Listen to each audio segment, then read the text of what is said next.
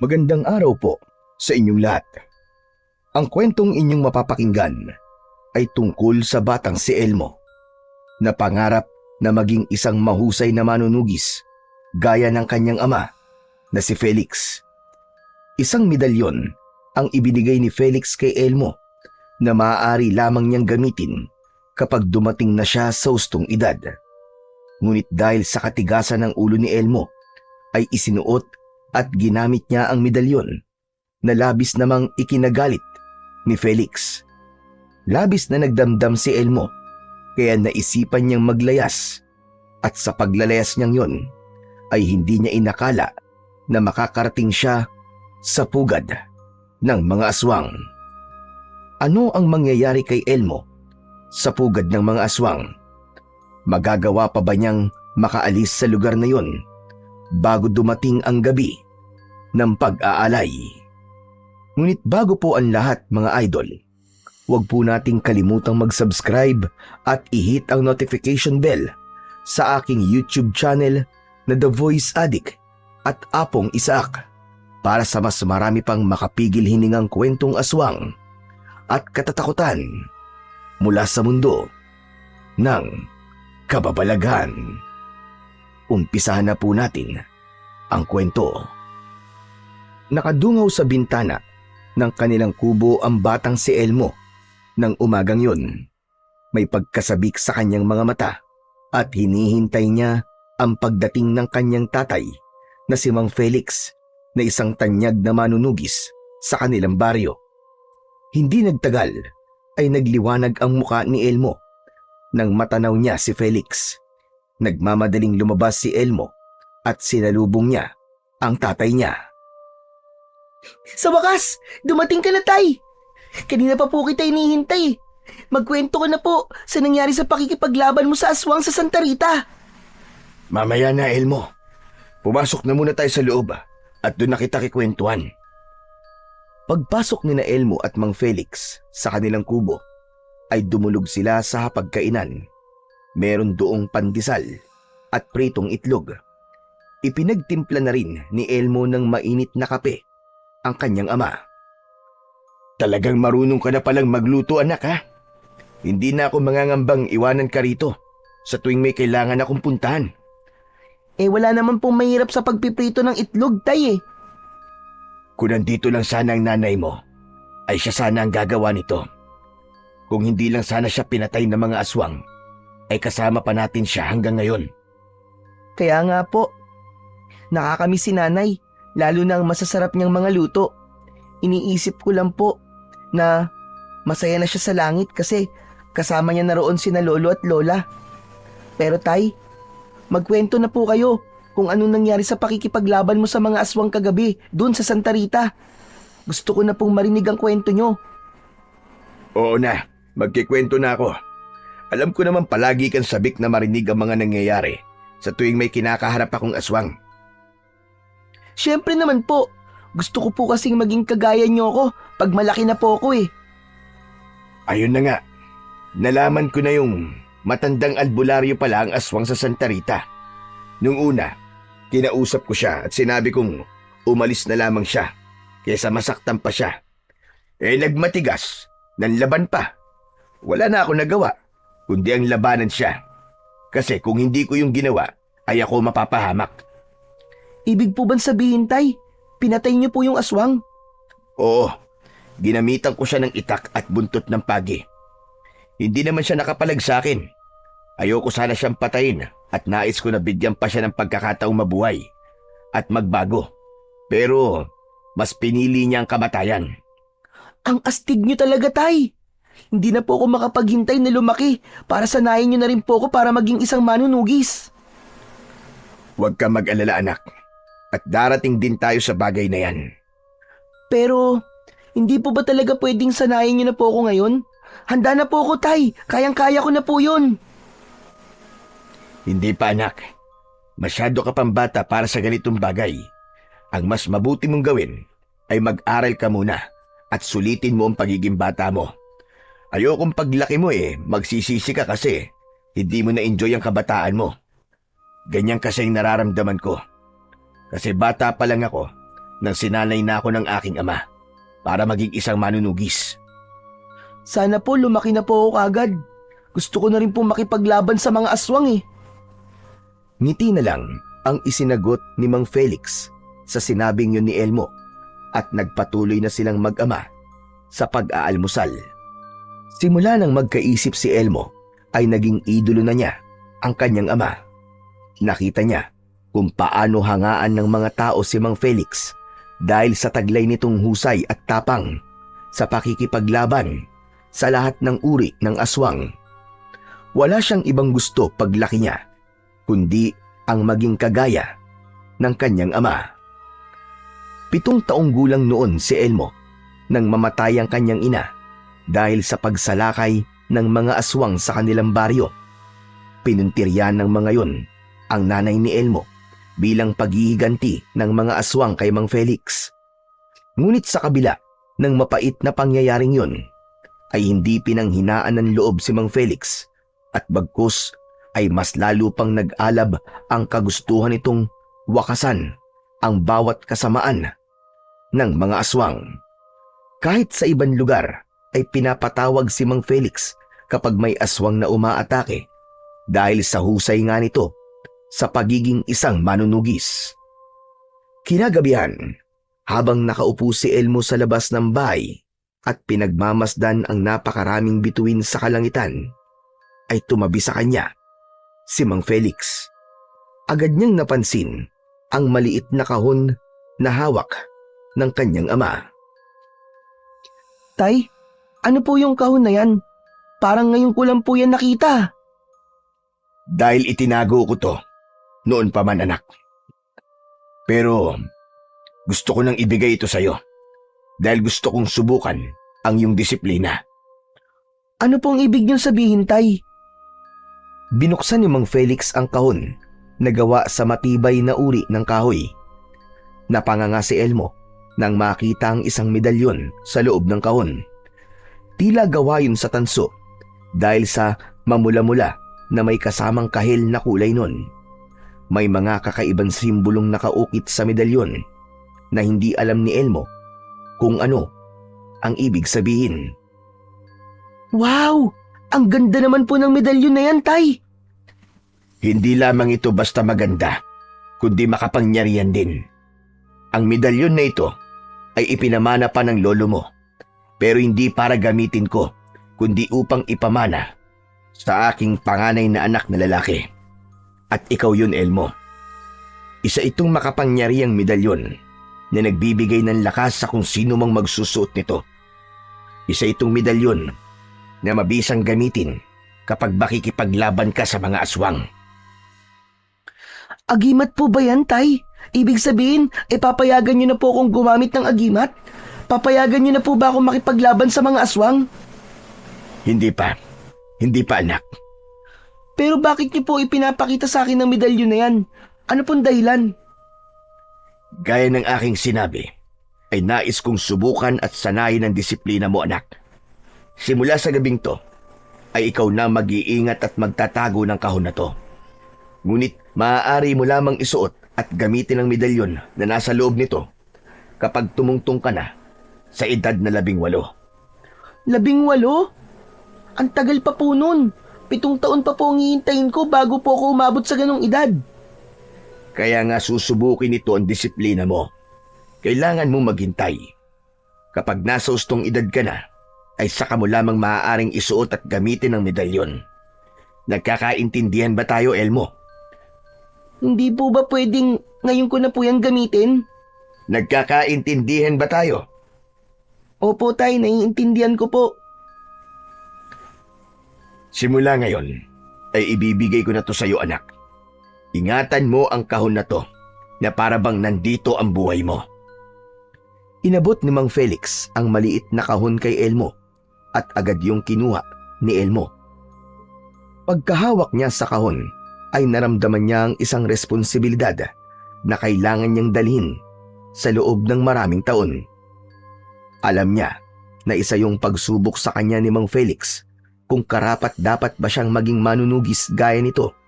Kaya nangako siya sa sarili na gagawin niya ang lahat para mapatunayan sa kanyang ama na karapat dapat siyang maging isang manunugis.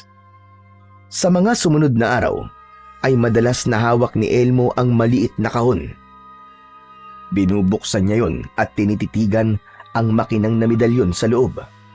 Para bang may humihila sa kanya upang isuot yon, lalo na kapag naaalala niya ang mga pakikipaglaban ng kanyang ama sa mga aswang. Ramdam niya ang bigat ng tukso, ngunit kasabay nun ay ang takot na baka mabigo siyang sundin ang bilin ng kanyang ama. Isang umaga, mag-isa si Elmo sa bahay nila.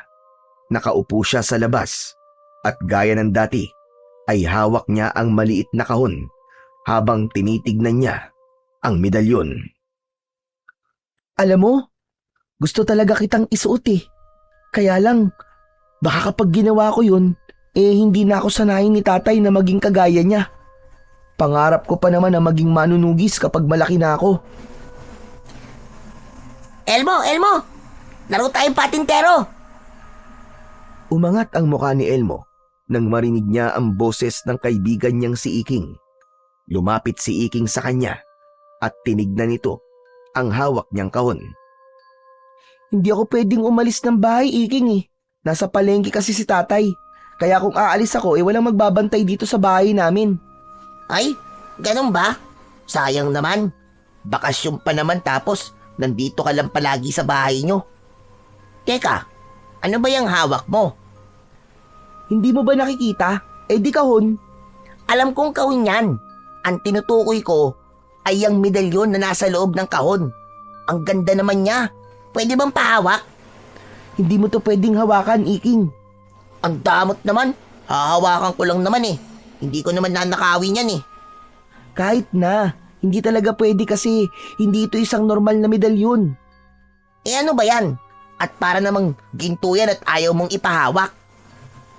Huwag kang maingay at huwag mong ipagsasabi to kahit kanino Isa kasi itong makapangyarihang agimat na ibinigay sa akin ni tatay at sabi niya, kapag sinuot ko to ay magkakaroon ako ng lakas at galing sa pakikipaglaban sa mga aswang. Wow! Ang astig naman! Talagang susunod ka sa yapak ng tatay mo bilang isang manunugis Siyempre, idol ko si tatay kaya gusto kong maging kagaya niya. Sige nga, isuot mo nga yung medalyon. Tignan natin kung anong mangyayari. Hindi ko pa to pwedeng isuot, Iking. Ang sabi ni tatay ay kapag 18 taong gulang na raw ako, saka ko lang to maaaring gamitin. Hinayaan niya akong itabi to kasi gusto niyang subukin ang disiplina ko. Hindi ba sabi mo nasa palengke ang tatay mo? Ibig sabihin, hindi niya malalaman na isusuot mo yan ngayon. Sige na, kahit 3 second lang. Gusto ko lang makita kung anong mangyayari sa'yo. Tumigil ka, wag mo na nga akong tinutukso, Iking. Hindi ka magtatagumpay kahit na anong pilit ang gawin mo. Si tatay ang susundin ko at hindi ikaw. Ang pangit mo naman kabanding. Bahala ka nga sa buhay mo kung ayaw mong isuot yung medalyon mo. Aalis na lang ako at baka nagsisimula na sila maglaro Sige, bye-bye. Tinundan na lang ng tingin ni Elmo ang papalayong si Iking. Nang mapag-isa siya, ay muli niyang tinignan ang medalyon. Kinuha niya yon mula sa kahon at pinagmasdan niya ng mabuti ang bawat detalye nun.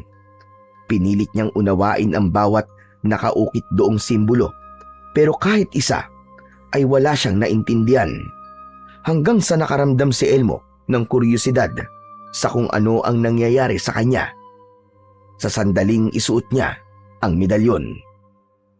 Siguro naman hindi pa uuwi si tatay.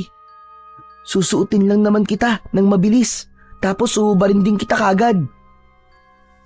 Akmang isusuot na sana ni Elmo ang medalyon sa kanyang leeg nang biglang dumating ang kanyang ama. Natataranta niyang ibinalik sa kahon ang medalyon. Seryoso ang muka ni Mang Felix nang lumapit yun sa kanya. Tatay, nakabalik na po pala kayo. Ang bilis niyo naman po. Ano yung nakita ko kanina, ha?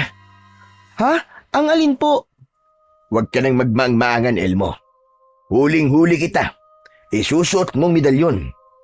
Hindi ba sabi ko sa'yo ay hindi mo pa maaaring gamitin yon hanggat Wala ka pa sa tamang edad. Isusuot ko lang naman po sandali. Hindi ko naman po gagamitin. Kahit na, ang usapan ay usapan. Pero tay, kung hindi niyo po ako papayagan na isuot itong medalyon, ay mas mabuti pang kayo na lang po ang magtago nito.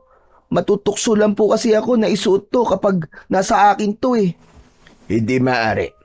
Kailangan ay magkaroon na kayo ng koneksyon ng medalyon na yan habang bata ka pa lang upang pagdating ng takdang panahon ay magiging madali na para sa'yo ang pagtanggap ng kapangyarihan niyan. Isa pa, hindi ba't ang sabi ko sa'yo ay kailangan kong subukan ng iyong disiplina? Alam mo, Elmo, isa sa mahalagang katangian ng pagiging manunugis ay ang disiplina sa lahat ng bagay. Bukod sa husay sa pakikipaglaban sa mga aswang, ayan ang isa sa mga katangian na dapat mong taglayin.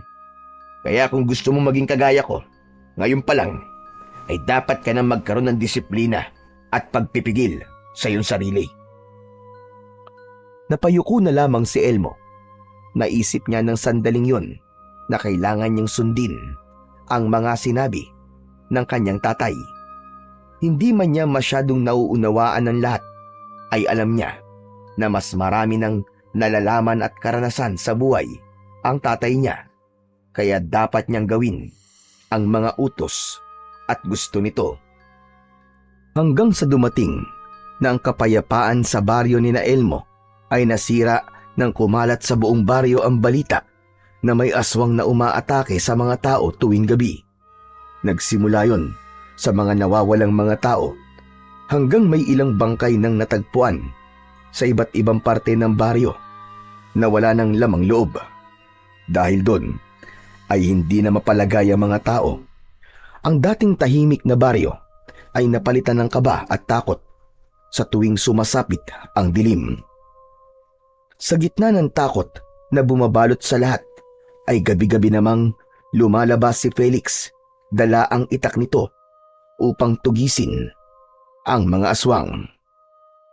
Isang gabi, habang naghahapunan, ay napansin ni Elmo na nagmamadali sa pagkain ng kanyang ama. Tay, dahan-dahan naman po kayo sa pagkain at wala po kayong kaagaw, baka mabulunan po kayo niyan eh. Kailangan ko magmadali dahil magroronda pa ako sa baryo. Hindi natin alam kung kailan muling aatake yung aswang. Tay, kumusta na po pala ang pagtugis niyo sa aswang? Hindi pa rin kami nagtatagpo. Pero sa aking palagay ay sa gubat niya dinadala ang mga biktima niya. Ilang beses nang may natagpo ang bangkay sa gubat. Nung umikot din ako sa gubat nung isang araw, ay may nakita akong mga natuyong dugo sa lupa na ang hugis ay paa ng aswang. Ibig sabihin po, sa gubat po kayo magtutungo ngayong gabi? Tama ka, doon nga anak. Kailangan na namin magkaharap ng aswang na yon para mapatay ko na siya. Habang buhay pa ang aswang na yon ay paniguradong dadami pa ang mabibiktima niya. Hinayaan na lamang ni Elmo ang tatay niya sa mabilis nitong pagkain.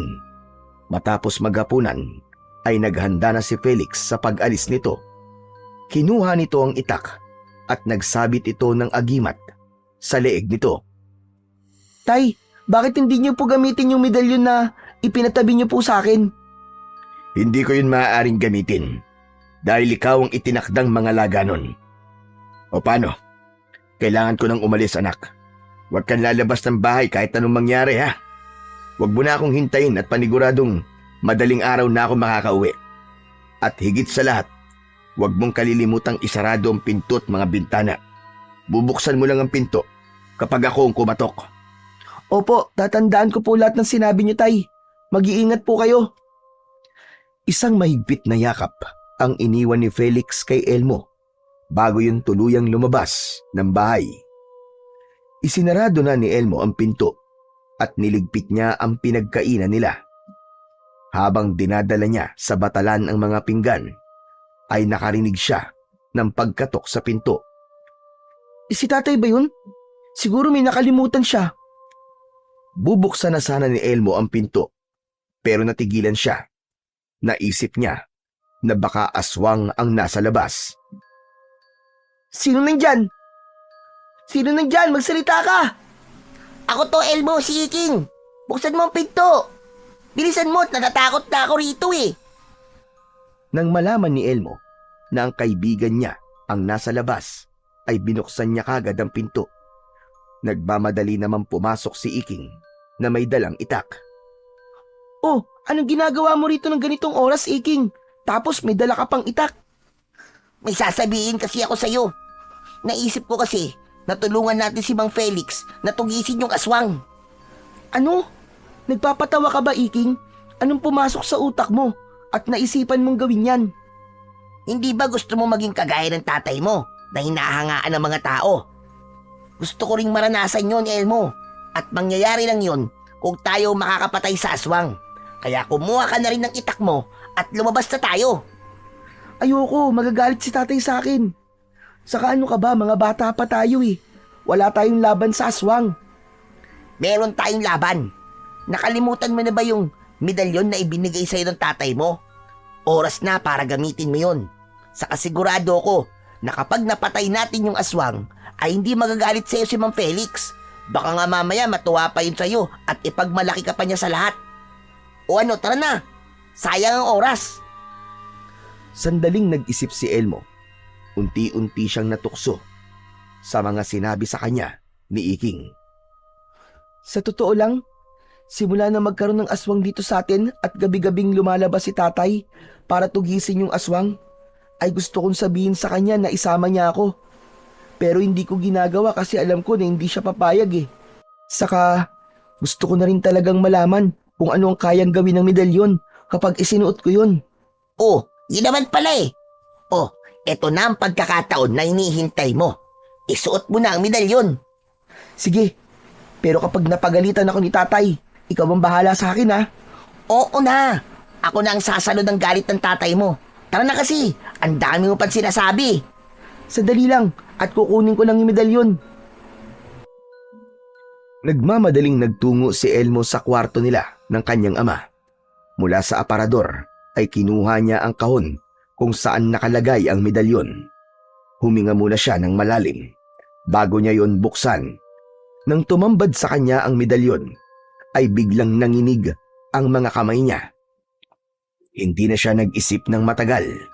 Kinuha niya ang medalyon at isinuot niya yon sa leeg niya. Napahawak sa dibdib si Elmo nang may naramdaman siyang mainit na bagay na dumaloy sa kanyang buong katawan. Pakiramdam niya ay isa yung enerhiya na nagmula sa medalyon. Naging magaan ang pakiramdam niya at naglaho ang takot na kanyang nararamdaman. Hala, mukhang totoo nga ang kapangyarihan ng medalyon na to. Parang kahit ilang aswang ay kayang-kaya ko ng labanan. Elmo, ba't ang tagal mo dyan? Bilisan mo na! Elmo! Oo, sandali lang. Masyado ka namang mainipin. Lumabas si Elmo ng kwarto. Kinuha niya sa kusina ang isa pa nilang itak at sa kanya binalikan si Iking. Handa na ako, Iking. Wow! Bagay pala sa iyong medalyon ha? Eh nung pakiramdam, nasuot mo na yan ngayon. Parang ang lakas-lakas ko, Iking. Tapos wala akong nararamdaman takot. Ewan ko ha, hindi ko maipaliwanag pero parang ang gaan talaga ng pakiramdam ko. Ayos yan. Siguro ganyan talaga ang mangyayari sa'yo kapag suot mo yan. O ano, tara na. Handa ka na bang maging batang manunugis? Handang-handa na. Tara na. Naunang lumabas si Iking. Bago dito sumunod si Elmo. Isinarado niya ang pinto at nagsimula na silang maglakad para hanapin ang aswang. Teka, saan pala natin makikita yung aswang na yon, Elmo? Sa gubat. Ang sabi kasi ni tatay sa akin ay may hinala siya na nasa gubat yung aswang. Kaya sa gubat tayo pupunta. Sandali lang. Sa gubat talaga? Paano kung kailangan natin ng tulong? Paano tayo hihingi ng tulong sa ibang tao? Kita mo na? Parang natatakot ka na. Plano mo to, di ba? Ikaw ang nakaisip nito tapos bigla ka matatakot. Ang labo mo rin eh. Eh akala ko kasi dito lang tayo sa mismong baryo eh. Kung dito na lang sana tayo, ay mas madali tayong makakatakbo at makakahingi ng tulong kapag kinakailangan. Ang dami mo namang dahilan. Ano ba? Tutuloy ka pa ba o hindi na? Hindi na lang siguro. Ayoko magpunta sa gubat, Elmo. Dito na lang kasi tayo sa malapit sa mga kabahayan. Eh nandun nga kasi sa gubat yung aswang. Kahit abutin tayo ng umaga sa paghanap sa aswang dito sa baryo, kung nasa gubat naman siya, hindi natin siya makikita. Ano ka ba? Pasensya ka na ha. Pero ayoko na pala. Bigla ako natakot kasi sa gubat pala tayo pupunta eh. Sige na, uuwi na ako sa amin. Baka kasi magising na si nanay at tatay tapos malaman nila na wala ako sa bahay. Sige, paalam na Elmo. Magkita na lang tayo bukas. Hindi na hinintay ni Iking na makapagsalita pa si Elmo at tumakbo na yon ng mabilis pauwi sa bahay nito. Napailing na lamang si Elmo. Kita mo na tong si Iking, oo. Pasaway talaga. Siya nag-ayang tugisin namin yung aswang tapos biglang mangiiwan. Ano palang gagawin ko ngayon? Uuwi na ba ako? Ay hindi. Hindi ako uuwi sa amin, total. Nandito na ako sa labas eh. Itutuloy ko na to. Tama. Kailangan kong ipakita kay tatay na kaya ko nang maging manunugis kahit bata pa lang ako. Matapang na mag-isang naglakad si Elmo papunta sa gubat. Patuloy niyang nararamdaman ang pagbibigay ng lakas at tapang ng medalyon na nakasabit sa kanyang leeg. Pagpasok niya sa gubat ay hinigpitan niya ang pagkakahawak sa itak at tinalasan niya ang kanyang paningin. Nasaan na kaya yung aswang? Sana ay ako ang unang makakita sa aswang at hindi si tatay. Patuloy na naglakad si Elmo sa gubat hanggang mula sa pagitan ng mga puno ay nasilayan niya si Felix na nakikipagbakbakan sa isang malaking aswang. Mukhang mabagsik ang aswang, mahahaba ang mga kukunon, nanlilisik ang mga mata at bawat galaw nito ay mabilis na parang kidlat. Hawak ng kanyang ama ang itak at inaatake nito ang aswang. Napahawak si Elmo sa dibdib niya nang makita niyang nasunggaban ng aswang ang kanyang ama. Napahandusay si Felix sa lupa at nabitiwan nito ang itak. Dinaganan ng aswang ang tatay niya at unti-unting inilipat ng aswang ang matutulis nitong kuko sa leeg ni Felix. Nanlamig ang buong katawan ni Elmo, ngunit hindi niya matiis na manood na lamang. Kusang gumalaw ang katawan niya at tumakbo siya palapit sa aswang. Napalingon si Felix kay Elmo. Hayop ka! Layuan mo ang tatay ko! Elmo, anong ginagawa mo rito? Umalis ka na! Hindi pinakinggan ni Elmo si Mang Felix. Bagkus ay sinugod niya ang aswang at buong lakas niyang isinaksak ang matalim na itak sa likod ng aswang. Suminghal ang aswang at tumayo yun. Humarap yun kay Mang Felix habang mahinang umaangil na parabang isang mabangis na hayop. Muling umatake si Elmo at tinaga niya ang braso ng aswang. Halos maputol ang braso ng aswang sa lakas ng pag-atake ni Elmo. Matapos yun ay sinaksak niya sa dibdib ang aswang na naging dahilan ng kamatayan nun. Malakas na bumagsak ang walang buhay na aswang sa lupa. Hingal na hingal si Elmo habang hawak ang itak na puno ng dugo. Nang tignan niya si Mang Felix ay namimilog ang mga mata nito habang nakatingin sa kanya. Halatang hindi yun makapaniwala sa ginawa ni Elmo. Tumayo si Mang Felix at pagkalapit nito kay Elmo ay mahigpit nitong hinawakan ng braso niya, sabay hila sa kanya palabas ng gubat. Teka, sandali lang po tay. Huwag po kayo magalit sa akin. Magpapaliwanag po ko. Pag uwi natin sa bahay, saka ka magpaliwanag. Hindi nakaramdam ng takot si Elmo nang labanan niya ang aswang kanina. Pero sa tono ni Mang Felix ay labis ang takot na lumukob sa kanya. Alam niyang kapag ganun na magsalita ang tatay niya, ay talagang galit na ito. Nang makarating sina Elmo at Mang Felix sa bahay nila, ay pabalyang isinarado ni Mang Felix ang pinto. Napapitlag si Elmo. Humarap si Mang Felix sa kanya. Madilim ang mukha nito, kaya bahagyang napaatras si Elmo. O ano? Ngayon ka magpaliwanag, Elmo. Ipaintindi mo sa akin kung bakit mo ko sinuway. Sorry po, Tay. Gusto ko lang naman pong ipakita sa inyo na kaya ko na pong makipaglaban sa mga aswang eh. Hindi ka ba marunong makaintindi? Hindi ka ba makapaghintay sa tamang panahon para mag-iisa kang manunugis? Alam mo bang sa pagsuway mo sa akin, ay ipinakita mo lang sa akin na hindi ka karapat-dapat na maging kagaya ko. Wala kang disiplina. Masyado ka nagpapadala sa bugso ng damdamin mo. At kung anong naisipan mong gawin, ay ginagawa mo nang hindi mo pinag-iisipan. Pero Tay, hindi niyo po ba nakita ang ginawa ko kanina? Pinatay ko po yung aswang ah. Saka hindi po niya ako nasugatan. At sa tingin mo ba, ay dapat kong ikatuwa yun? Paano kung hindi ganun na nangyari? Paano kung ikaw ang napatay niya? Ilang beses ko bang kailangan sabihin sa'yo, Elmo? Ilang beses? Huwag mong gagamitin ang medalyon, lalo na't hindi mo pa yan kayang kontrolin. Pero Tay, sa tingin ko kaya ko naman po eh. Tumigil ka! Hindi mo dapat nilalagay sa alanganin ng buhay mo nang dahil lamang sa kapusukan mo. Hindi mo naiintindihan, Elmo. Paano kung may nangyari sa iyong masama kanina? Paano na ako?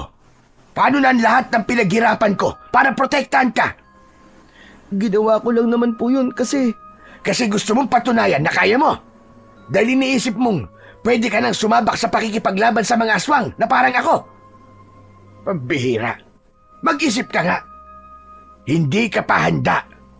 Bata ka pa, Elmo. Wala ka pang alam sa tunay na panganib ng pagiging manunugis. Tandaan mo ito. Hindi ka pwedeng maging manunugis. Hinding-hindi. Biglang kinuha ni Mang Felix ang medalyon mula sa leeg ni Elmo. Nagulat si Elmo sa ginawang yun ni Mang Felix.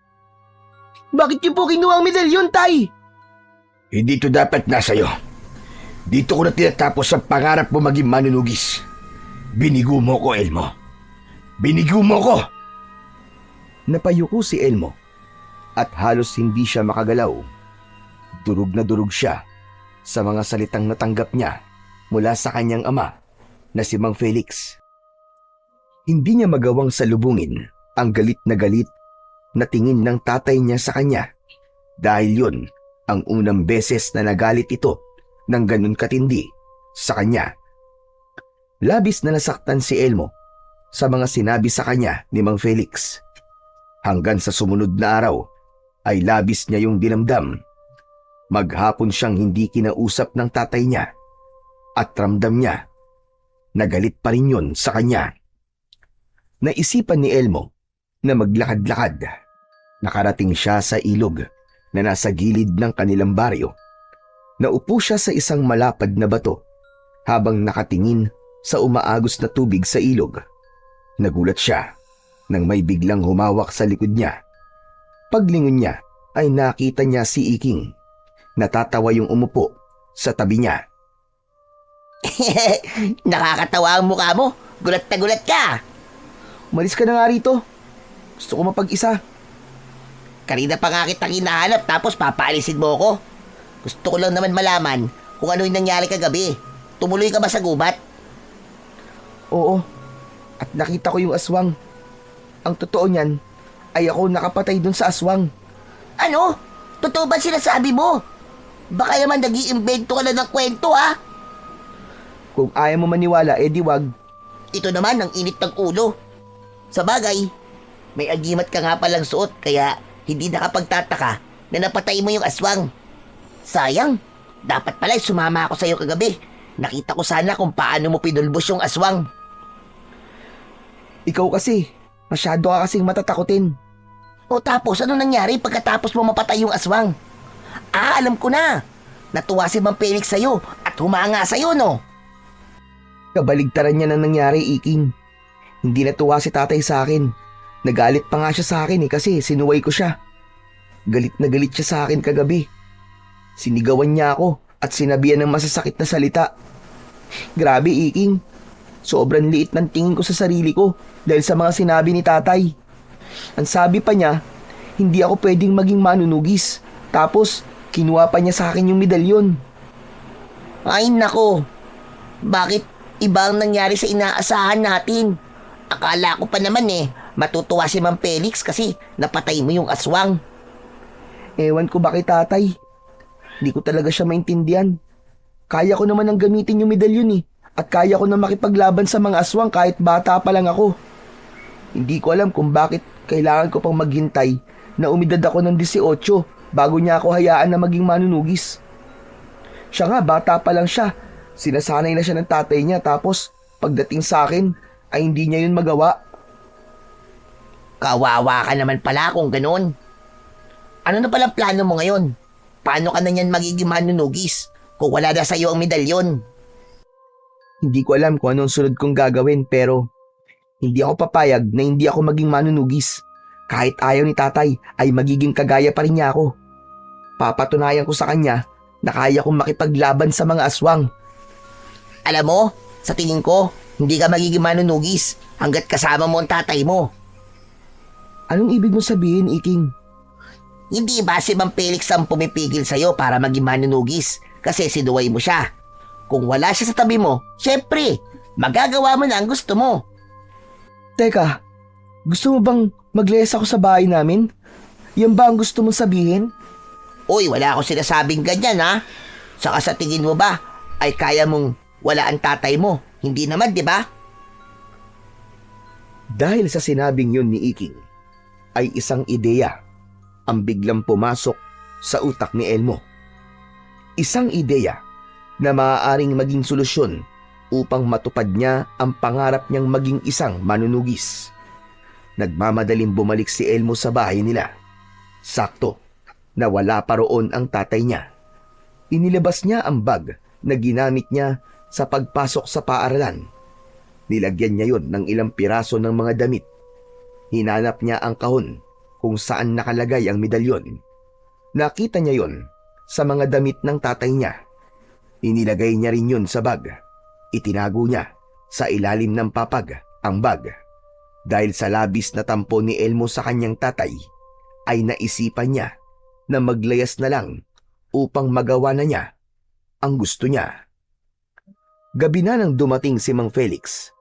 Ramdam pa rin ni Elmo na galit ito dahil kahit isang salita mula rito ay wala siyang narinig. Kahit sabay silang kumakain, ay hindi man lang siya kinausap ni Mang Felix. Pagsapit ng pagtulog, ay magkatabing nahiga sina Elmo at Mang Felix sa papag. Dahil napatay na ni Elmo ang aswang sa kanilang baryo, ay hindi na kailangan lumabas ng tatay niya tuwing gabi. Matyagang naghintay si Elmo. Nang marinig niya ang paghilik ni Mang Felix, ay saka siya bumaba ng papag. Tahimik ang pagkilos niya. Kinuha niyang bag sa ilalim ng papag at saka siya lumabas ng kanilang bahay. Ay, salamat. Nakalabas din ako. Sorry, tay, kung nalayas na ako. Ayaw mo naman kasi ako maging isang manunugis. Kaya mas makabubuti pa na mawala na ako sa buhay mo para magawa ko na ang gusto ko. Babalik na lang ako kapag malaki na ako at isa na akong ganap na manunugis.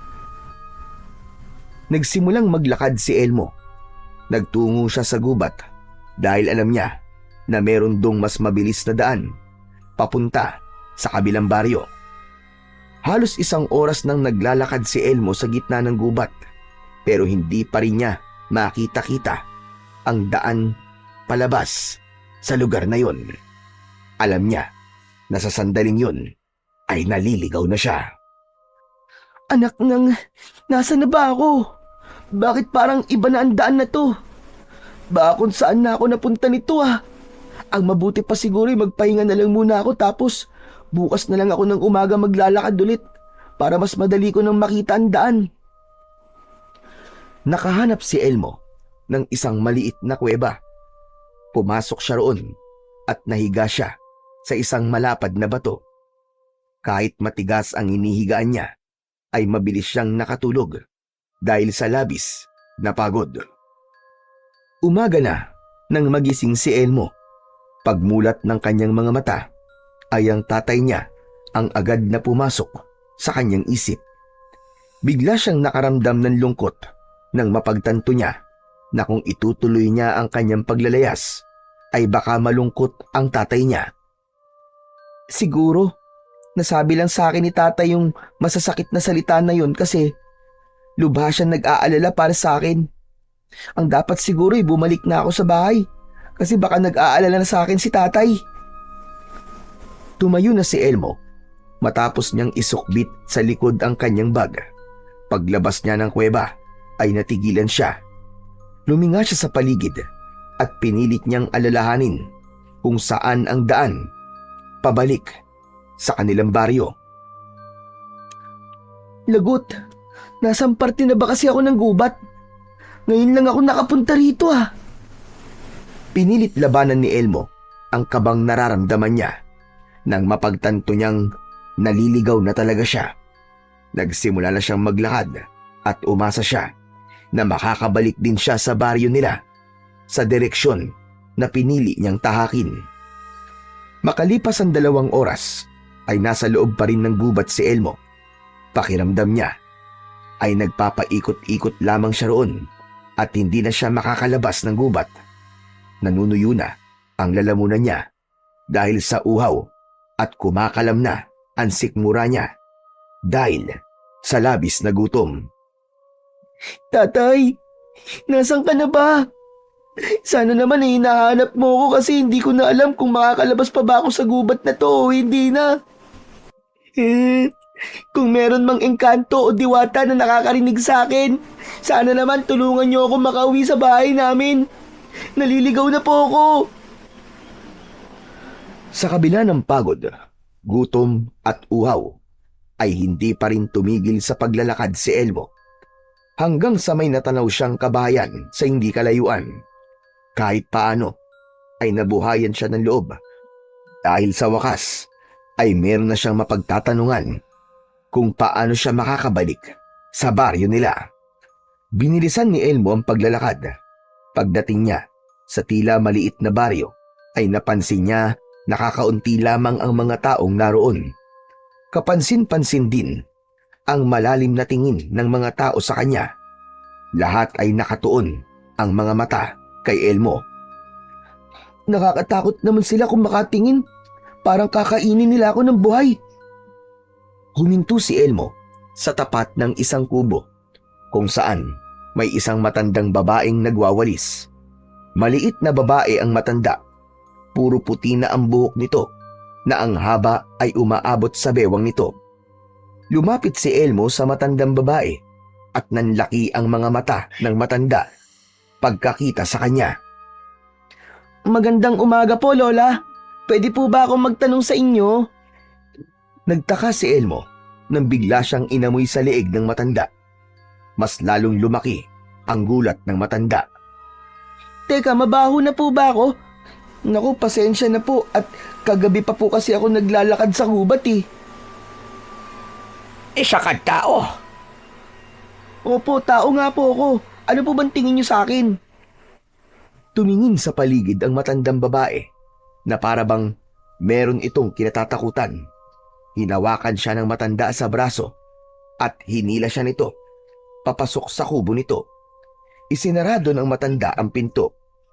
Naglaho ang kaba at pagtataka kay Elmo. Bakit niyo po ako dinala rito? Magtatanong lang naman po ako sa inyo.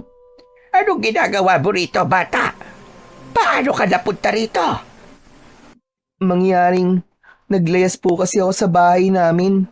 Dumaan po ako sa gubat para makapunta po sa kabilang baryo. Tapos naligaw po ako. Bigla ko na lang po nakita itong mga bahay dito kaya nagpunta po ako rito para magtanong kung paano po makakabalik sa baryo namin. Hindi mo ba alam kung anong lugar itong napuntahan mo? Hindi po. Ngayon ko lang nga po nalaman na meron palang maliit na baryo rito eh. Anong lugar po ba to? At nasa loob po ng gubat. Ang lugar na ito ay pugad ng mga aswang. Lahat ng nakatira rito ay mga aswang. Nanlaki ang mga mata ni Elmo. Biglang nanlamig ang buong katawan niya. Pero makalipas ang ilang sandali, ay tumawa siya. Lola naman eh. Huwag na po kayo magbiro. Sabihin nyo na lang po sa akin kung alam nyo ang daan palabas po ng gubat na to. Halata naman po tinatakot nyo lang ako eh. Paano naman po ito magiging pugad ng mga aswang? Parang wala naman po yatang ganun. Hindi madaling lumabas sa lugar na ito para sa iyong kaalaman. Lahat ng taong naliligaw dito ay hindi na nakakalabas ng buhay. Maling-mali na nagpunta ka rito, bata. Teka, seryoso po ba kayo sa sinasabi niyo, Lola? Mukha ba ako nagbibiro sa iyo? Hindi mo ba napansin ang tingin sa iyo ng mga taong nasa labas? Magpasalamat ka dahil umaga ngayon, kaya hindi nila pinagpiestahan ang iyong katawan. Pero ang sabi niyo po, ay lahat po na nakatira rito ay mga aswang. Ibig sabihin po, aswang din po kayo. Dahil sa naisip na yon ni Elmo, ay biglang tumakbo ang bata papunta sa pinto para tumakas.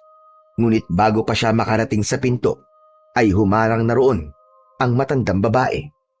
Napaatras si Elmo at pasimpleng gumala ang mata niya sa paligid sa pag-asang may makikita siyang bagay na magagamit niya upang ipagtanggol ang kanyang sarili. Nang makita niya ang isang patalim na nakapatong sa lamesa, ay mabilis niya yung kinuha. Itinutok yun ni Elmo sa matandang babae. Huwag kang lalapit sa akin!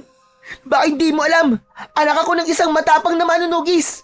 Kaya alam ko kung paano makipaglaban sa aswang. Talaga?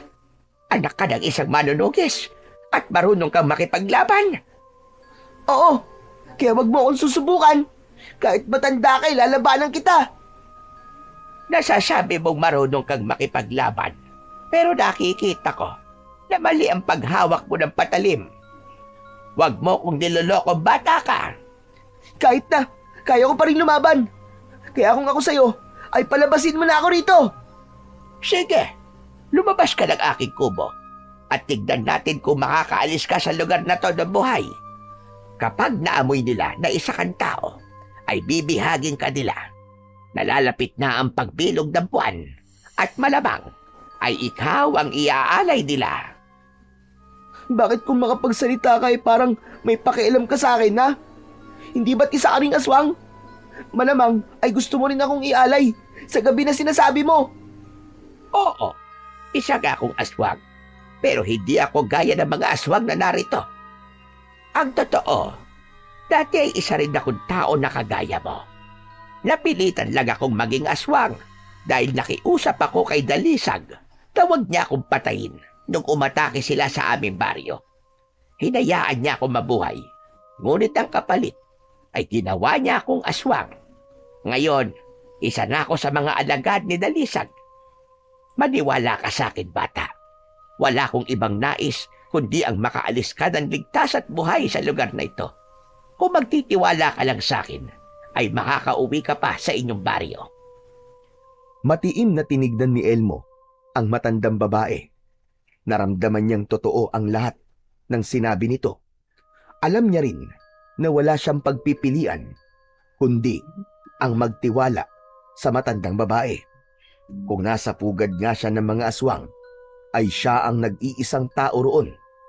At para siyang isang daga na pumasok sa isang kulungan na punong-puno ng mga gutom na tigre. Ibaba mo na ang hawak mong patalim. Hindi kita sasaktan, iho. Maniwala ka sa akin. Nanginginig ang mga kamay na ibinalik ni Elmo ang patalim sa ibabaw ng lamesa. Hindi niya inalis ang tingin sa matanda dahil kahit ramdam niya na nagsasabi yun ng totoo, ay ayaw niya pa ring ibigay dito ang buong tiwala niya. Umalis ang matandang babae sa harapan ng pinto at naupo ito sa isang upuang nasa tabi ng lamesa. Inutusan nito si Elmo na maupo. Pagkaupo naman ni Elmo ay nakatingin pa rin siya sa matandang babae. Ako nga pala si Lukring, pero maaari mo kung tawaging Lola Lukring. Ikaw, anong pangalan mo, bata? Elmo po. Elmo po ang pangalan ko. Isang malaking pagkakamali na naligaw ka sa lugar na ito, Elmo. Malaki ang posibilidad na kapag nalaman ng ibang aswang na isa kang tao, ay paniguradong papatayin ka nila. Pero ang sabi niyo po, itutulungan niyo po ako, di ba? Na makauwi po sa baryo namin. Hindi po ba talaga ako maaaring umalis na ngayon? Gaya na sinabi ko kanina, ay hindi ka maaaring umalis ngayon o sa mga susunod na araw. Pero kailangan ko na po makauwi sa bahay namin, Lola eh. Sigurado po ako na nag-aalala po sa akin ng tatay ko. Eh bakit kasi naglayas ka sa inyo? Tapos bigla mo maiisipang bumalik. Pastilan ka, bata ka. Nagtatampo po kasi ako sa tatay ko. Isa po siyang kilalang manunugis at pangarap ko po na maging kagaya niya. Binigyan niya po ako ng medalyon at ang sabi niya ay maaari ko lamang gamitin yun kapag 18 taong gulang na ako. Pero ang nangyari, ginamit ko po yun at nakipaglaban po ako sa isang aswang. Yung po ang dahilan kaya nagalit po sa akin si tatay. Marami po siyang sinabi sa akin na masasakit na salita, gaya ng wala akong disiplina at hindi po ako pwedeng maging manunugis. Sobra po ako nasaktan sa mga sinabi niya sa akin, kaya nagleyas po ako. Sa tingin ko, ay hindi naman galit ang tatay mo sa iyo, Elmo. Nasabi niya lamang yon dahil nag-aalala siya sa iyo. Yan nga din po na pagtanto ko kaya naisipan ko pong bumalik na po sa bahay namin. Kaya lang naligaw naman po ako at napunta rito sa pugad ng mga aswang. Pero Lola, kailan po ba ako pwedeng umalis dito? Kapag sumapit na ang pagbilog ng buwan, magiging abala ang lahat ng aswang dito at sasamantalahin natin ang pagkakataong yon para makatakas ka. 4 na gabi pa bago dumating ang pagbilog ng buwan, kaya 4 na gabi ka rin munang mananatili rito. Pero hindi po ba masyadong mapanganib yun? Paano po kung malaman ng ibang aswang na isa akong tao, lalo na't nakita nila ako kanina sa labas? Alam na po nila na nandito po ako sa bahay niyo. Huwag kang mag-alala.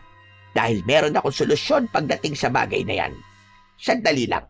At meron labang akong kukunin. Tumayo si Lola Lukring. May binuksan itong isang kahon na gawa sa kahoy na nakalagay sa isang sulok ng kubo.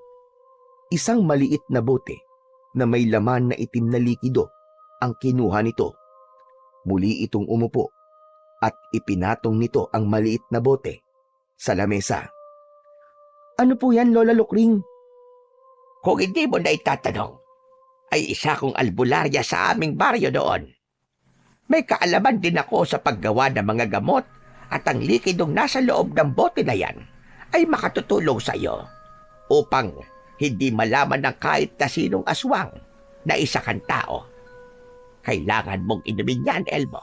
Nang sa gayon, kapag inamoy ka ng isang aswang, ay iisipin nila na isa ka ring aswang. Parang nakakadiri naman po ang laman yan, Lola. Wala po bang ibang kulay? Itim po talaga. Yan na lamang ang huling bote na meron ako. Kaya huwag ka nang magreklamo. Napakahirap hanapin ng mga sangkap yan dahil hindi kami nakakalabas sa lugar na ito. Maliban na lamang kung uutusan kami ni Dalisag na lumabas. Ginawa ko talaga ang gamot na yan para sa ganitong pagkakataon. Magpasalamat ka na lang na meron pa ako niyan dahil yan ang magliligtas sa iyong buhay. Kinuha ni Elmo ang bote. Nang alisin niya ang takip nun, ay inamoy niya ang likidong nasa loob. Umasim ang muka niya dahil sa masangsang na amoy ng likido. Nakakadiri naman po, Lola. Bakit parang bulok na kuko ang amoy nito? Ano bang mga nilagay mo rito? Ang baho! Gusto mo ba talaga malaman? Meron niyang tinustang galit na langgam, apdo ng aswang, at saka... Tama na po, tama na. Ayoko na palang malaman ng mga nilagay niyo po rito. At baka mas lalo kong hindi inumin yan. Elmo, kailangan mong inumin yan. Isipin mo na kunwari hindi mo yan iinumin ay manganganib ang iyong buhay. Kung gusto mo pang makabalik ng buhay sa bahay nyo, ay kailangan mo ang likidong yan. Pero ano po bang lasa nito, Lola Lukring? Inumin mo na lang at huwag ka ng maraming tanong. Sige na. Wala na po ba talagang ibang paraan? Hindi ko po talaga kayang inumin yan. Amoy pa lang alam ko ng pangit ng lasa eh. Ang dami mo pa sinasabing bata ka. Akin na nga yan. At ako na magpapainom sa iyo. Tumayo si Lola Lokring at inagaw nito ang bote kay Elmo. Inutusan siya nitong tumingala at ngumanga na ginawa naman niya. Nang ibukan ni Elmo ang bibig niya, ay itinaktak doon ni Lola Lokring ang malapot na itim na likido. Hindi maintindihan ni Elmo ang lasa nun.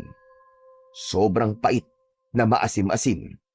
Iluluwa niya sana ang likido pero pinisil ni Lola Lokring ang ilong niya.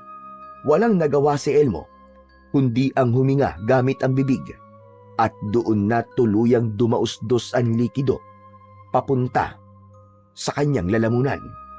Naduwal siya pero mahigpit na tinakpan ni Lola Lokring ang bibig niya gamit ang palad nito. Huwag mong isusuka. Yan na lang ang huling bote na meron ako. Huwag mong sayangin yan. Nang tuluyan ng nalunok ni Elmo ang itim na likido, ay namumula ang kanyang mga mata. Panay ang ubo niya at nalalasahan pa rin niya ang likido sa loob ng kanyang bibig. Grabe, napakapangit po ng lasa, nakakasuka. Pangit ba ng lasa? Pero yan ang magliligtas sa iyo, bata. Ano na nararamdaman mo ngayon? Parang umiinit po ang katawan ko. Saka mabilis po ang tibok ng puso ko. Mabuti kung ganon. Huwag kang mag-alala. Dahil panandalian lamang ang nararamdaman mo ngayon at maya-maya lang ay mawawala rin yan panigurado. Ibig sabihin yan ay gumagana na ang epekto ng likido sa iyo. Ngayon ay hindi mo na kailangan matakot na lumabas at magpakita sa ibang mga aswang na nandito dahil hindi nila maaamoy na ikaw ay isang tao. Iisipin nila na ikaw ay isa sa amin. Pero hindi po kaya magtaka ang mga aswang dito kung sino ko? Ako na bahala sa bagay na yan. Oo nga pala, nagugutom ka na ba? Gusto mo bang kumain? Opo, sana. Kagabi pa po kasi ako hindi kumakain eh. Hindi nagsalita ang matanda. Tumayo ito at binuksan nito ang isang tapayan. Kumuha ito ng pinggan at may kinuha itong pinatigas na karne mula sa tapayan. Kumuha ito ng isang baso ng tubig at nilapag nito yun sa harapan ni Elmo. Nahindik si Elmo pagkakita niya sa karne. O siya, sige, kumain ka na. Sandali lang po. Hindi po ako aswang ha. Wala po ba kayong ibang pagkain? Kahit gulay na lang po o prutas. Iniisip mo bang karne yan ng tao? Huwag kang mag-alala dahil hindi kita bibigyan ng ganoon. Yan ay karne ng baboy ramo na ginawa kong tapa. Sigurado po ba kayo? Kung ayaw mo maniwala, di huwag mong pakialaman. Ikaw naman ang magugutom at hindi ako. Muling tinignan ni Elmo ang karne. Kinuha niya yon at inamoy. Sa kanya muling tinignan si Lola Lokring. Nang sandaling yon, ay tuluyan na siyang nagtiwala sa matandang babae dahil sa pagtulong nito sa kanya. Kahit pa isa itong aswang. Pikit matang kumagat si Elmo sa karne at marahan niya yung ninuya. Masarap po ah. Sabi ko naman sa'yo, o sige lang kumain ka lang dyan at ipagpapatuloy ko lang ang aking pagwawali sa labas. Oo nga pala, bago ko makalimutan ay nais kong ipaalam sa'yo na 3 araw lamang ang bisa ng ininom mong likido. Kaya huwag mong kakalimutan na sa ika-4 na araw ay hindi ka na maaaring lumabas ng aking kubo. Nagkakaintindihan ba tayo, Elmo? Opo Lola, tatandaan ko po ang sinabi niyo sa akin. Lumabas na si Lola Lokring habang si Elmo ay ipinagpatuloy ang pagkain. Dahil sa sobrang gutom niya, ay mabilis niyang naubos ang karne.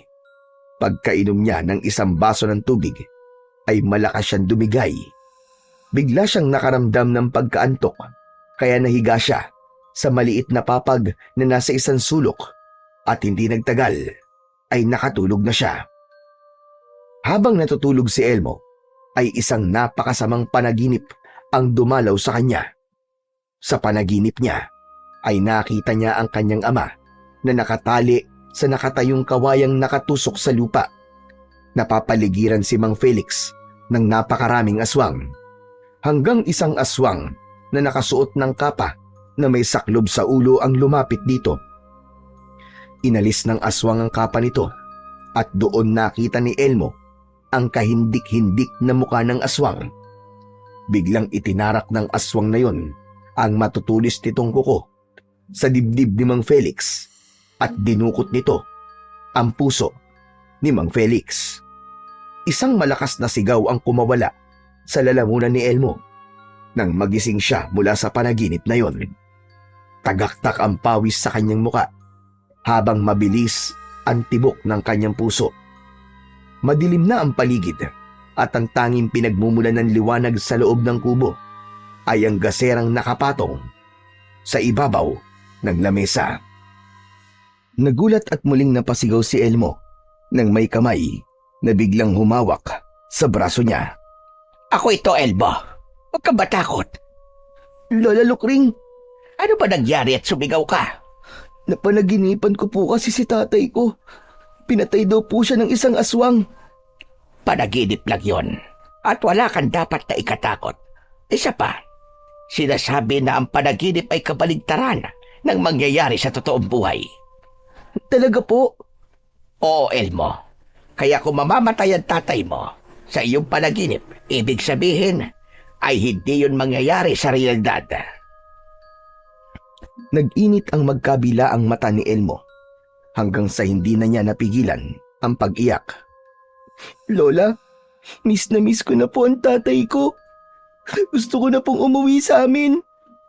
Huwag kang mag-alala dahil gagawin ko ang lahat para makauwi ka sa tatay mo. Magkakasama ulit kayong dalawa. Nangangako ako sa iyo. Maraming salamat po. Hindi na napigilan ni Elmo na yakapin si Lola Lukring. Umiyak siya sa balikat nito habang marahang tinatapik ng matanda ang likod ni Elmo. Tahan na. Tahan na. Huwag ka nang umiyak. Lola, sa totoo lang po ay nagtataka ako kung bakit niyo po ako tinutulungan kahit isa po kayong aswang.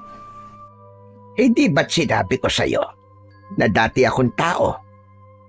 Kahit isa na akong aswang ngayon, ay may parte pa rin sa akin ang nananatiling tao. Sa totoo lang, ay tutol ako sa ginagawa ng mga aswang dito dahil tuwing sasapit ang pagbilog ng buwan, ay nag-aalay sila ng buhay ng isang tao. Yun ay upang mas lumakas ang aming pinuno na si Dalisag. Sa gitna ng pagsasalita ni Lola Lukring ay isang malaking boses ng lalaki ang narinig nila sa labas. Agad na humiwalay si Elmo sa pagkakayakap kay Lola Lukring. Lukring, buksan mo ang pinto ng iyong bahay. Sino po yun? Si Dalisag, ang aming pinuno. Pero huwag kang mag-alala dahil ako bahala sa'yo. Dito ka lang. Lumapit si Lola Lukring sa pinto at binuksan yun. Mula sa papag na kinaroroonan ni Elmo, ay nakita niya sa labas ang isang matangkad na lalaking may malaking katawan. Hanggang batok ang buhok ng lalaki at meron yung makapal na balbas at bigote. May kakaibang takot siyang naramdaman dahil sa matalim na tingin ng lalaki. Ano ang sadya mo sa akin, Dalisag? May nakapagsabi sa akin na may isang batang lalaking tila naligaw rito sa ating pugad. Nagtungo raw ang batang yun dito sa iyong kubo. Nasaan na siya? Isa ba siyang tao? Hindi siya isang tao, Dalisag. Gaya rin natin siya na isang aswang. Ang sabi niya sa akin ay umalis siya sa baryo kung saan siya dating naninirahan dahil nalaman ng mga tao roon na isa siyang aswang. Naglakad-lakad siya sa gubat at naligaw rito sa atin. Nasaan na ang batang sinasabi mo? Iharap po siya sa akin dahil nais kong makasiguro. Bakit nagdududa ka sa akin, Dalisag? Matagal na akong kasapi ng iyong lipi. Ang buong akala ko buo na ang tiwala mo sa akin. Huwag ka nang maraming sinasabi, Lukring. Iharap mo sa akin ang batang lalaki. Marahang lumingon si Lola Lukring kay Elmo. Tumango ang matanda sa kanya. Bumaba si Elmo ng papag at bagyang nanginginig ang katawan na lumapit siya kay Lola Lokring. Matiim siyang tinignan ni Dalisag mula ulo hanggang paa. Pinigilan niya ang kanyang paghinga nang biglang inamoy ni Dalisag ang leeg niya. Maya-maya pa ay inilayo na ni Dalisag ang mukha nito kay Elmo. Isa kang ang aswang. Naaamoy ko sa iyong dugo ang pagiging aswang. Ngunit bakit tila natatakot ka, bata? Pagpasensyahan mo na si Elmo, Dalisag. Hanggang ngayon kasi ay natatakot pa rin siya dahil sa pagtakas niya sa mga tao. Tinugis kasi siya ng mga yon at muntik pa siyang mapatay. Nagpunta ka sa tamang lugar, bata. Sa lugar na ito ay ligtas ang mga kagaya natin. Walang tao ang maaaring manakit sa iyo rito. Bagkus ay sila ang ating sasaktan at papahirapan. Oo nga pala, ako si Dalisag. Ako ang pinuno ng mga aswang sa lugar na ito. Bilang kapalit ng pagpayag kong manirahan ka rito, ay kailangan mo kong paglingkuran at pagsilbihan. Wala kang ibang kikilalaning Panginoon, kundi tanging ako lamang. Nagkakaintindihan ba tayo? Opo, naiintindihan ko po, Pinunong Dalisag. Mabuti naman. Lokring, ikaw na ang bahalang magsabi sa batang yan ang mga dapat niyang malaman at ihanda mo rin siya sa magaganap na gabi ng pag-aalay. Ako na ang bahala sa kanya, Dalisag. Walang paalam na tumalikod si Dalisag at naglakad palayo. Nang nawala na yon sa kanilang paningin, ay sakalang isinarado ni Lola Lokring ang pinto. Doon na sila nakahinga ng maluwag. Totoo nga po ang sinabi niyo, Lola. Hindi nga nalaman ng aswang na yun na isa akong tao. Ang galing! Sinabi ko naman sa'yo, epektibo ang likidong ininom mo kanina. Nakita mo naman na inisip ni Dalisag na isa ka ring aswang. Pero Lola Lokring, nakakatakot po si Dalisag. Kahit nasaan yung tao siya, ay natatakot na po ako sa kanya. Totoo ang iyong sinabi. Nakakatakot talaga si Dalisag. Wala siyang awa lalo na sa mga tao. Sa tuwing umaatake siya sa inyong baryo, ay hindi maaaring wala siyang papatayin. Kahit ang mga alagad niyang aswang, ay hindi siya nagdadalawang isip na patayin kapag may nagawa itong mali o labag sa kanyang kautusan. Ang tapang niyo naman po pala kung ganun, kasi sinuway niyo po si Dalisag. Ito pong pagtulong niyo sa akin, isang malaking paglabag po ito, hindi ba? Alam ko, Elmo. At alam ko rin kapag nalaman ito ni Dalisag, ay papaslangin niya ako. Pero wala na akong pakialam kahit mamatay ako. Basta alam ko na ginawa ko ang tama. Matanda na ako. At hindi na ako natatakot na mawala sa mundong ito. Ang gusto ko lang, bago sana ako mamatay, ay may magawa akong kabutihan. Kaya nang makita kita, ay hindi na ako nagkaroon ng pagdadalawang isip na tulungan ka. Naantig ng gusto si Elmo sa mga salitang sinabi ni Lola Lokring. Mas lalo niyang naramdaman ang kabutihan nito dahil kahit sarili nitong buhay ay handa nitong ialay basta matulungan lang siya nito. Sa unang gabi ni Elmo, sa pugad ng mga aswang, ay hindi niya magawang makatulog. Tahimik ang paligid pero hindi nawala ang takot niya, lalo na sa tuwing naiisip niya na ang lahat ng kasama niya sa lugar na yon ay pulos mga aswang. Dahil hindi makatulog, ay bumangon si Elmo. Kinuha niya ang kanyang bag na nasa ilalim ng papag. Binuksan niya yon at inilabas niya ang medalyon na ibinigay sa kanya ni Mang Felix. Biglang nagising si Lola Lokring at lumapit ito kay Elmo. Ano yang hawak mo, Elmo? Isa po itong agimat na ibinigay po sa akin ng tatay ko. Kapag suot ko po ito, ay nagkakaroon po ako ng kakaibang lakas kapag nakikipaglaban po ako sa mga aswang. Ito po ang dahilan kung bakit ko napatay yung aswang na sinasabi ko po sa inyo. Pero ito rin po ang dahilan kung bakit nagalit po si tatay sa akin. Elmo, sana ay maunawaan mo na walang kinalaman ng bagay na yan kung bakit nagalit ang tatay mo sa'yo. Ang iyong pagsuway sa kanya ang totoong dahilan kung bakit siya nagalit sa iyo. Sana po talaga ay makauwi na po ako sa amin, Lola. Gusto ko pong humingi ng tawad sa tatay ko at sa lahat po ng nagawa kong pagkakamali. Mangyayari yan, Elmo. Maniwala ka lamang sa akin. Makakaalis ka sa lugar na ito. Ang mabuti pa ay mahiga ka na ulit. Matulog ka na at alam kong kanina ka pagising. Naunang bumalik sa papag si Lola Lukring. Ibinalik muna ni Elmo ang medalyon sa bag bago siya humiga.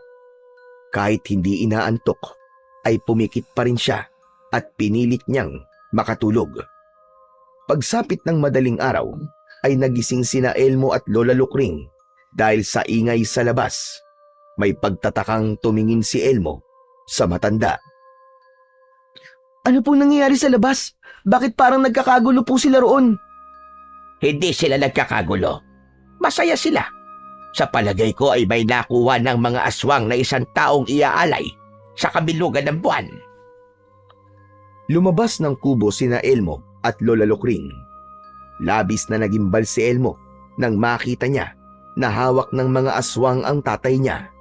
Nangihina si Mang Felix at puno ng sugat at dugo ang katawan. Tatakbo sana si Elmo papunta sa tatay niya, pero agad siyang hinawakan ni Lola Lukring sa braso. Anong gagawin mo? Lola, siya po ang tatay ko. Ano ka mo?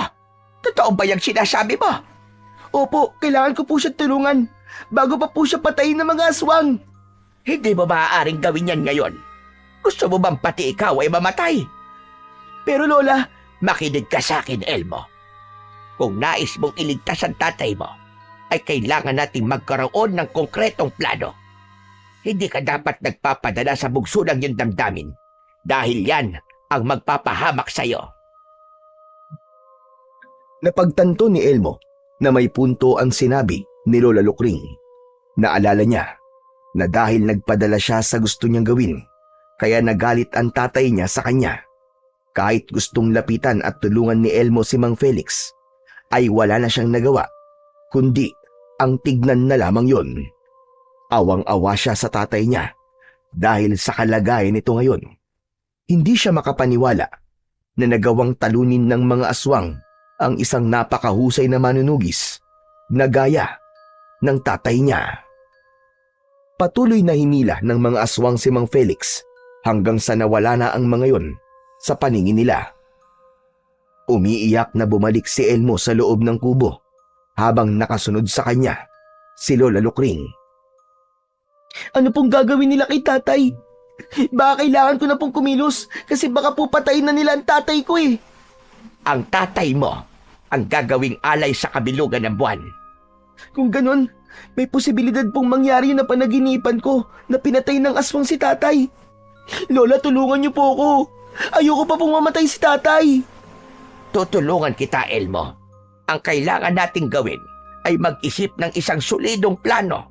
Sinabi ko na sa iyo. Hindi tayo maaaring kumilos agad. Alam kong mahirap, pero kailangan mong kumalma para makapag-isip ka ng maayos. Paulit-ulit na huminga ng malalim si Elmo. Pero kahit na anong pilit niyang kumalma, ay hindi niya magawa dahil alam niya na hindi na lang buhay niya ang nanganganib ngayon, kundi maging ang buhay ng kanyang ama. Pagsapit ng tanghali, ay lumabas si Elmo. Hinanap niya ang pinagdalhan ng mga aswang sa tatay niya hanggang sa nakita niya si Mang Felix na nakakulong sa isang maliit na kulungang gawa sa kawayan. Nakaupo lang yon dahil mababa ang kulungan at hindi nito kayang makatayo. Nakaupo si Mang Felix at nakasandal sa kulungan. Natutulog yun at bakas sa muka ang panghihina. Naluluwang lumapit si Elmo kay Mang Felix. Tatay? Nagising si Mang Felix at nagulat ito nang makita si Elmo. Elmo, anong ginagawa mo rito? Bakit ka nandito? Dito po ako napunta sa pugad ng mga aswang nung naglayas po ako, tay. Pero wag po kayong mag-alala dahil may isang matandang babae na aswang ang tumulong po sa akin. May pinainom po siya sa akin para hindi po maamoy ng mga aswang na isa po akong tao. Ang akala po nila ay aswang din po ako na kagaya nila. Ikaw po, paano ka po nila nadala dito? Hindi po ako makapaniwala na nagawa nila kayong talunin. Ang totoo ay kagabi ko lang nalaman na may pugad na mga aswang dito sa gubat. Naisip ko na baka dito ka napunta dahil may nakakita sa'yo na nagpunta sa gubat nung gabing naglayas ka. Sinadya ko magpatalo sa mga aswang nang marinig ko na kailangan nila ng iaalay sa pagsapit ng kabilugan ng buwan para madala nila ako rito. Hindi nga ako nagkamali dahil nandito ka nga talaga, anak. At salamat sa Diyos dahil buhay ka pa. Kasalanan ko po pala kung bakit po kayo napahamak, Tay. Kung nag-isip lang po sana ako at hindi po naglayas ay wala po kayo rito sa pugad ng mga aswang. Patawarin niyo ako, Tay, ha? Patawad po kung sinuway ko po kayo. Naiintindihan ko na po na maling-mali talaga ang ginawa ko. At kaya niyo ako hindi pinapayagan na maging manunugi sa edad ko ay dahil ayaw niyo po ako mapahamak. Patawarin mo rin ako, anak. Kung nasigawan kita, kung naging maayos lang sana ang pakikipag-usap ko sa iyo, ay hindi kita masasaktan at hindi mo maiisipang maglayas. Napahinto sa pag-uusap sina Elmo at Mang Felix nang makarinig sila ng yabag ng paa. Paglingon ni Elmo ay nanlaki ang kanyang mga mata nang makita niya si Dalisag na naglalakad papalapit sa kanila. Huli na para punasan ni Elmo ang luha niya dahil nakita na yon ni Dalisag. Anong ginagawa mo rito, Elmo? Bakit mo kinakausap ang alay? At bakit ka umiiyak? Magkakilala ba kayong dalawa? Hindi po. Hindi ko po siya kilala. Ang totoo nga po niyan eh. Ngayon ko lang po nakita ang taong yan. Talaga? Nagsasabi ka ba sa akin ng totoo? Kung hindi mo siya kilala, ay bakit ka umiiyak? Nang nakita ko po kasi siya, ay naalala ko po yung ginawa ng mga tao sa akin sa baryo kung saan po ako dating nakatira. Naiiyak po ako ng dahil sa galit. Ganyan nga. Dapat ay magalit ka sa mga tao. Sila ang dahilan kung bakit tayo nagtatago na hindi naman dapat. Sila ang dapat na magtago at hindi tayo dahil mas malakas tayo kumpara sa kanila. Pero hindi ko pinapayagan ng kahit na sinong lumapit sa alay. Kaya kung ayaw mo maparusahan, ay umalis ka na rito. Pasensya na po. Hindi ko pa po kasi alam ang bagay po na yan. Pagbibigyan kita sa pagkakataong ito. Pero sa susunod ay hindi na.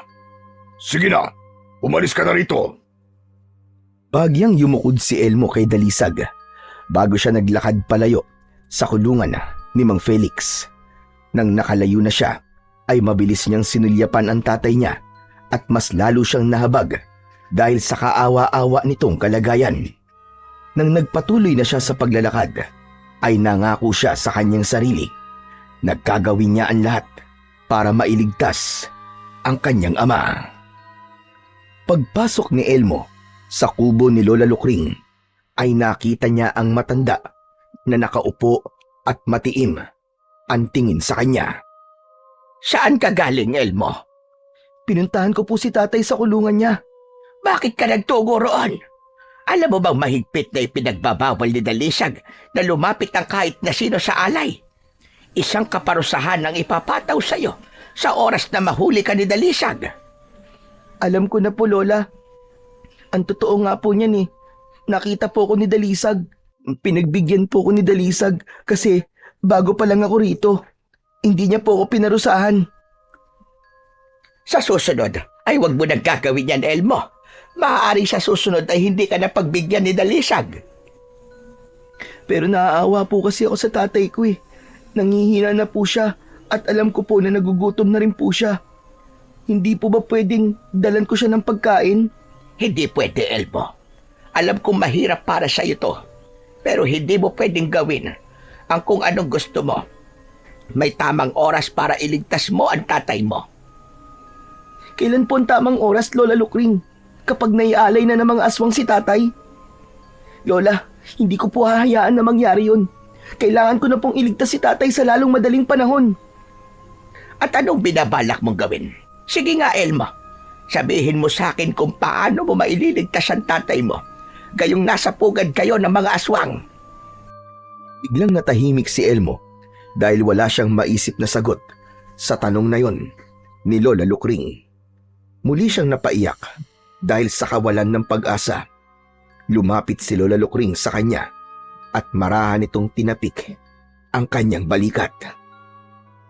Elmo, ang gusto ko ay maghintay ka hanggang sa pagbilog ng buwan. Hindi ba ang sabi ko sa'yo ay sasamantalahin natin ang pagiging abala ng mga aswang sa gabing yon para makatakas kayo ng tatay mo? Konting tiis na lang at konting paghihintay. Yan lang ang nais kong ipakiusap sa'yo. Patuloy lang sa pag-iyak si Elmo. Wala siyang ibang sinisisi kung bakit sila napunta ng tatay niya sa sitwasyon na yon, kundi ang kanyang sarili. Kaya naisip niya na kung meron mang dapat gumawa ng paraan para makaalis sila sa pugad ng mga aswang, ay walang iba kundi siya rin. Siya lamang ang may kakayahan na iligtas ang tatay niya, lalo na sa kalagayan ng tatay niya na sugatan ito at nangihina. Pagsapit ng hapon ay hindi pa rin maalis-alis sa isip ni Elmo ang kanyang ama. Nag-aalala siya sa kung ano na ang kalagayan nito sa sandaling yon. Palakad-lakad siya sa loob ng kubo at hindi niya magawang kumalma. Kawawa naman si tatay. Siguradong gutom at uhaw na siya. Kailangan ko siyang dala ng pagkain para magkaroon siya ng lakas kahit papano. Kumuha ng karne sa tapayan si Elmo. Nilagyan niya ng tubig ang baso at saka siya lumabas. Panay ang linga niya sa paligid. Nagpasalamat siya dahil tila lahat ng nakatira sa lugar na yon ay nasa loob ng bahay ng mga ito. Malayo pa lang si Elmo sa kulungan ni Mang Felix ay nakita na siya nito. Mas binilisan ni Elmo ang paglalakad hanggang sa makalapit na siya sa kulungan. Anong ginagawa mo rito, Elmo? Hindi mo ba narinig yung sinabi sa'yo ng aswang kanina? Paparusahan ka niya kapag nakita ka niya ulit dito. Si Dalisag po yun, tay. Siya po ang pinuno ng mga aswang dito. Pero wag po kayo mag-alala kasi aalis din po kagad ako. Alam ko po kasi na nagugutom at nauuhaw na po kayo eh. Kaya dinalhan ko po kayo ng pagkain at tubig. Ito po, kumain na po kayo, tay. Inilusot ni Elmo ang karne at baso sa kulungan. Agad namang kinuha ni Felix ang mga yon. Sige tay, kumain lang po kayo dyan para hindi po kayo masyadong manghina. Hindi na muna nagsalita si Felix. Mabilis nitong inubos ang karne at ang isang baso ng tubig.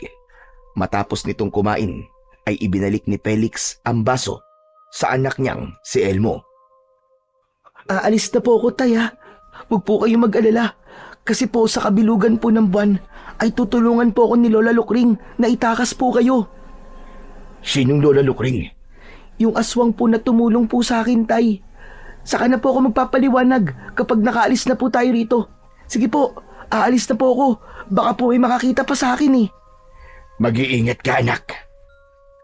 Matipid na ngumiti at tumango si Elmo bago siya umalis.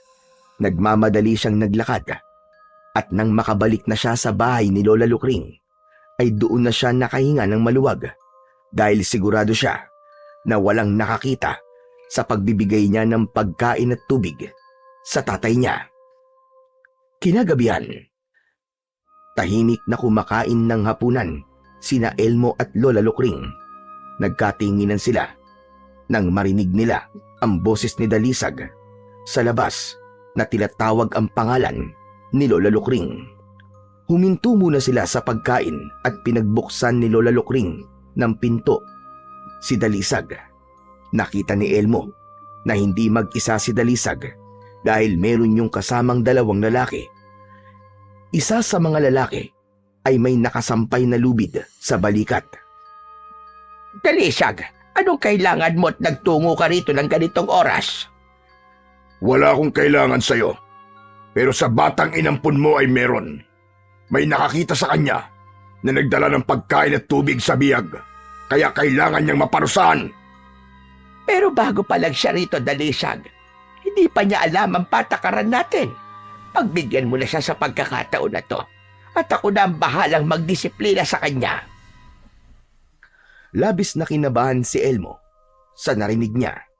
Hindi niya akalain na meron palang nakakita sa ginawa niya kanina. Pinagbigyan ko na siya nung una, pero inulit pa rin niya. Kaparusahan na ang nararapat sa kanya. Ilabas mo ang bata, Lukring!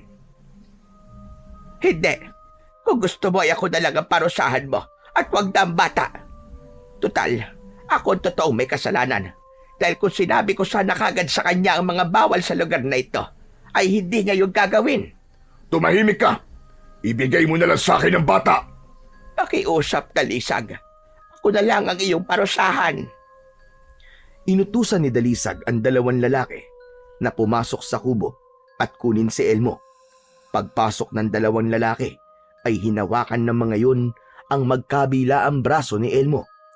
Hindi na siya pumalag dahil baka kapag ganun ang ginawa niya ay mas lalong magalit si Dalisag. Lola, huwag po kayong mag-alala. Kaya ko po ang sarili ko. Biglang lumuhod si Lola Lukring sa harapan ni Dalisag. Nagmamakaawa ako sa iyo, Dalisag.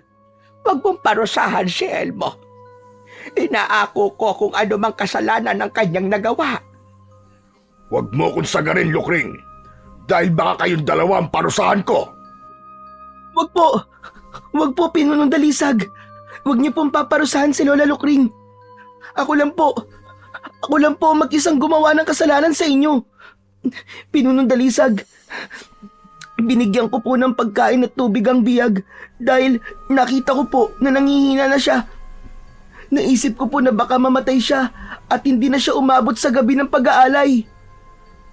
Kahit na ano pang dahilan mo, ay lumabag ka pa rin sa isa sa mga batas ko. Alam ko po, Pinunong Dalisag. Kaya kung ano man po ang kaparusahan na ibibigay niyo po sa akin, ay buong puso ko pong tatanggapin. Lola, wag po kayong mag-alala sa akin. Sasama na po ako sa kanila. Pakiramdam ni Elmo ay nadurog ang puso niya nang nakita niya ang pagluha ni Lola Lukring. Doon niya naramdaman na kahit iilang araw pa lamang silang magkasama ay napalapit na ito sa kanya. Matiwasay na sumama si Elmo sa dalawang lalaki at kay Dalisag. Halos lahat ng nakatira sa lugar na yon ay nasa labas at nakatingin kay Elmo.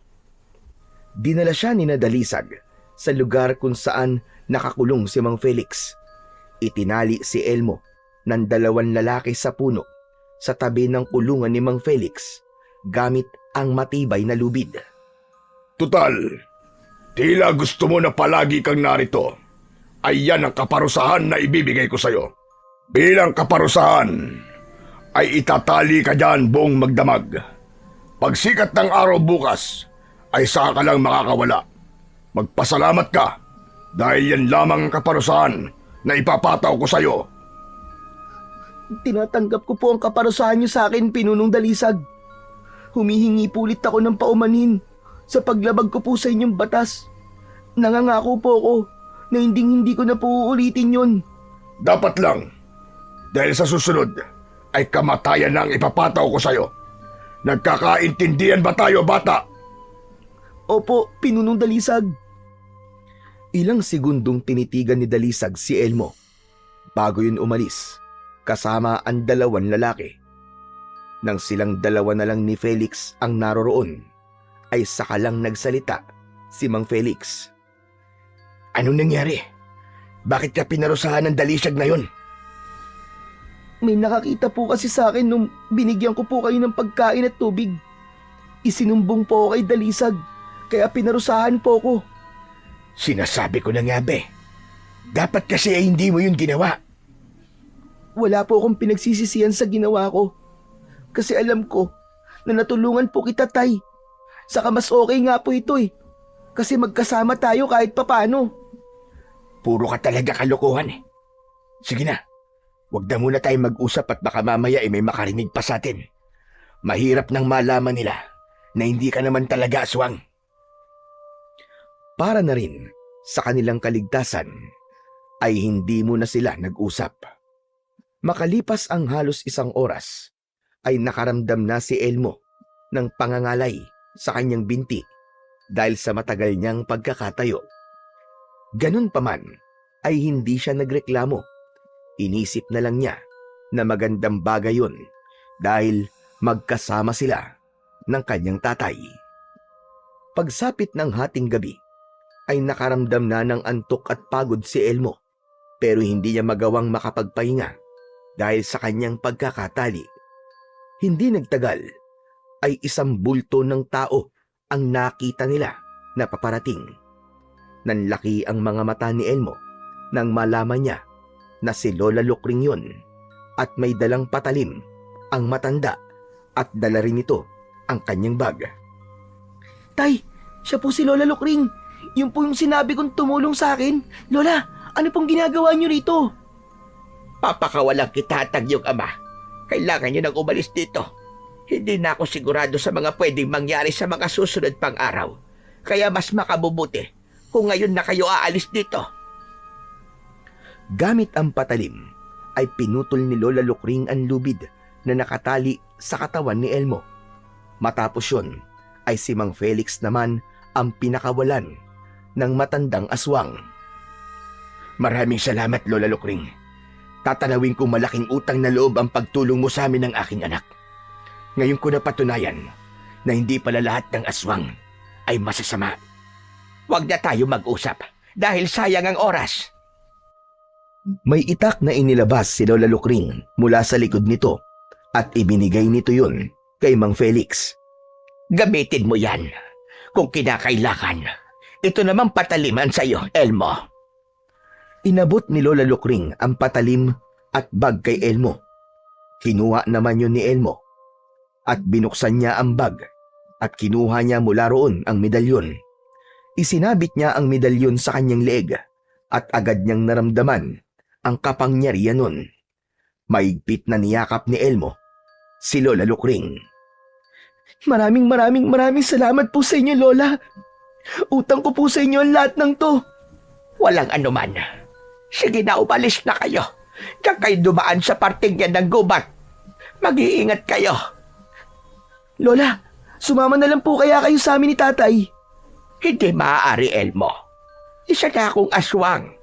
At ang manirahan sa lugar ng mga tao ay mapanganib para sa akin.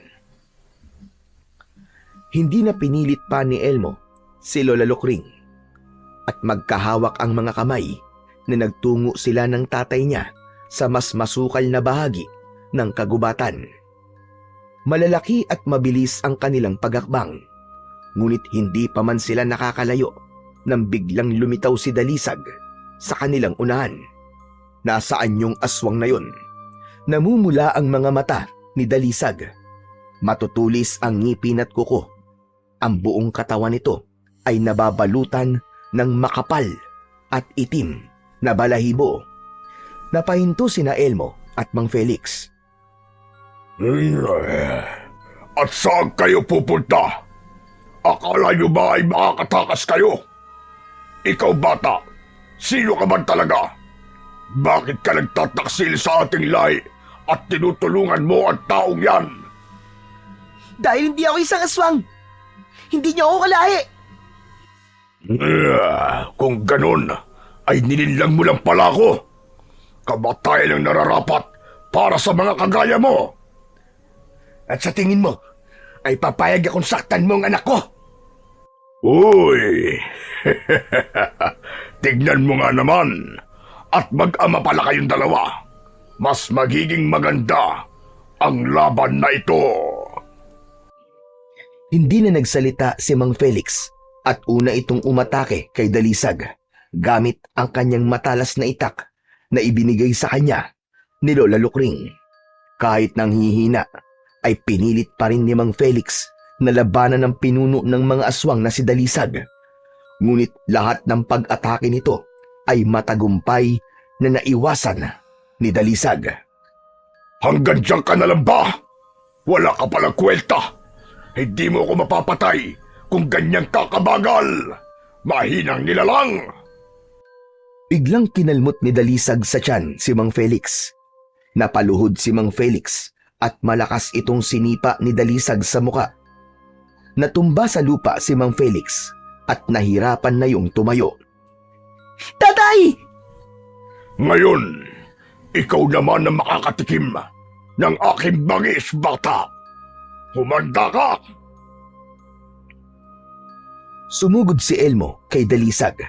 Inunahan niya na ito. Taglay niya ang kakaibang bilis at lakas dahil sa suot niyang medalyon. Iniwasan niya ang matutulis na mga kuko ni Dalisag. Lumusot siya sa ilalim ng braso ng aswang at buong puwersang sinaksak niya ang tagiliran nito gamit ang patalim.